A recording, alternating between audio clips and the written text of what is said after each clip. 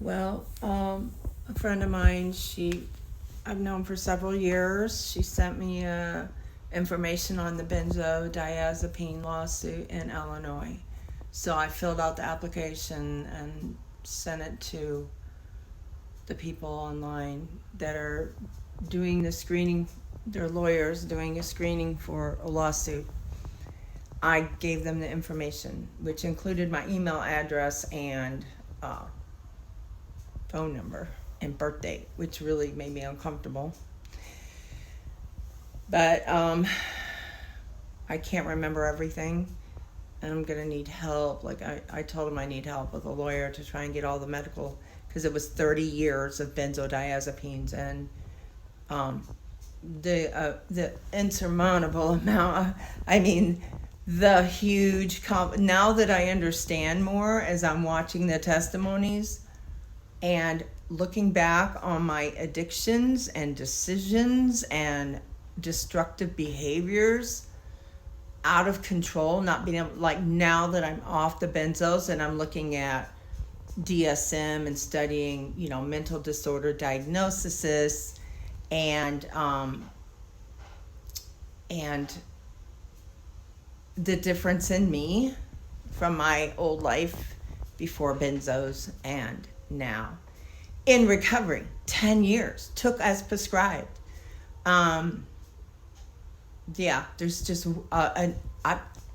it would be so nice to get like $300 billion, right? Leave something for my kids, but also it's important that you have to like get them where the money is, evidently, to make changes. So 2 to 4 weeks on benzos causes permanent cancer.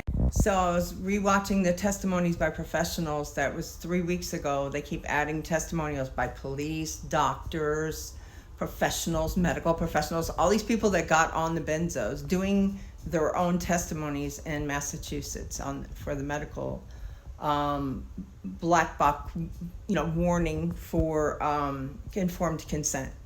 So it was 1986, the summer I was going through a divorce and custody battle for Joshua, that the doctor, George O'Neill, Jr. put me on the benzodiazepines. And, it just, the damage is just, like, I lost my whole life.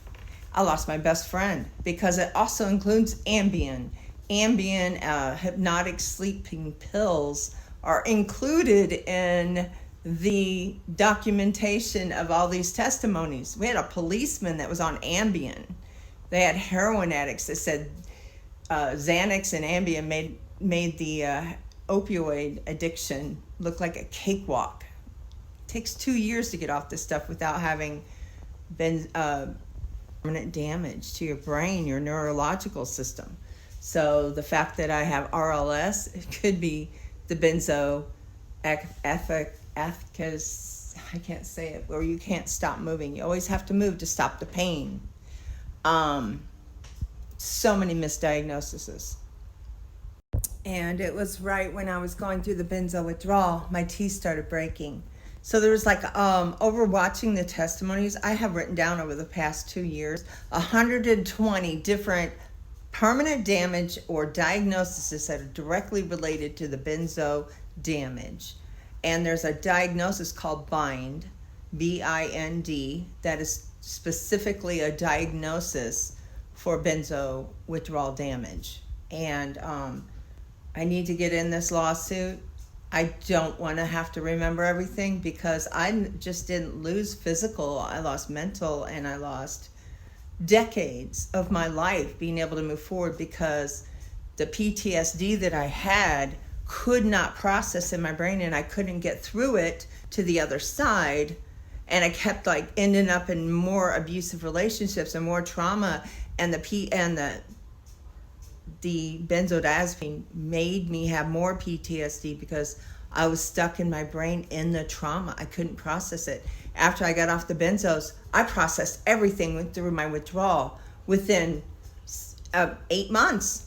every time I stepped down, I had to go through more trauma, would remember, and I would process it. And I'd be screaming on the floor, calling CHS. I had seizures. No one should be at home getting off benzos. There should be a 2-year treatment facility and the damage that they have done with these benzos and Ambien and sleeping pills. It's just crazy. And so I'm just letting you guys know. I don't know what'll happen about it, but I definitely have a lot of paperwork, and they need a doctor on my side to diagnose all this officially. And so I don't know if there's a doctor problem. It may hinder the whole thing, but I was taking as prescribed for at least 10 years and clean and sober.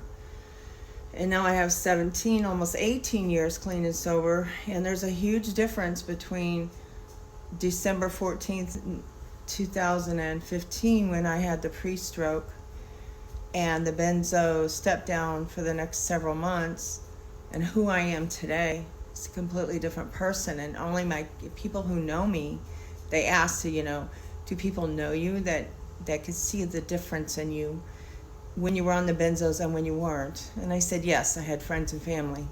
So if you want to be thinking about that, just in case, who I was your whole life. I mean, Dean was only 4 when I got on the benzos, so he doesn't remember who I was before the benzo and the abuse. So adult abuse. And so it's very upsetting just to even think about doing something like this. Is making me want to cry. But if they have lawyers and professional doctors and things like that, and they think my case is worth it, then maybe at least I could go back the whole time I was in recovery this last time, like since 2006. So anyway, think about it.